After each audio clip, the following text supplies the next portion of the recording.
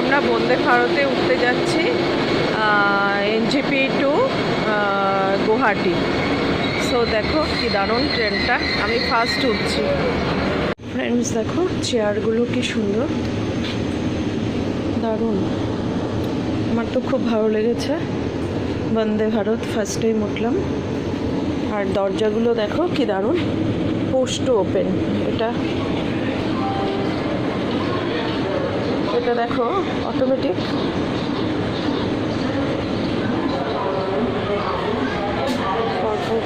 সবগুলো এই যে দরজাগুলোর মধ্যে পুশ টু ওপেন লেখা।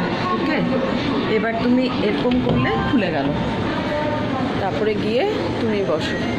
আমাদের যেরকম 21 আর 2021 আমাদের সেটা। সো ফ্রেন্ডস, তোমরা একবার অবশ্যই চলো, এটা খুব ভালো লাগবে।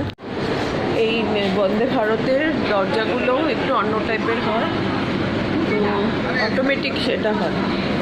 যেখানে লেখা আছে ওপেনিং ডোর ডিউরিং ইমার্জেন্সি, খুব সুন্দর। ওগুলো দেখো কি দারুণ। সেটা বলো, বলো লিভারটা পা দিয়ে চাপা দাও।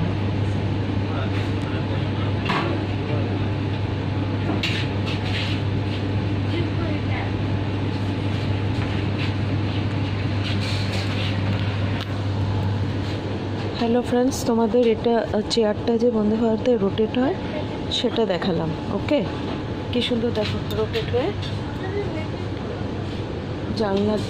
জানলার দিকে ফেস হয়ে গেল।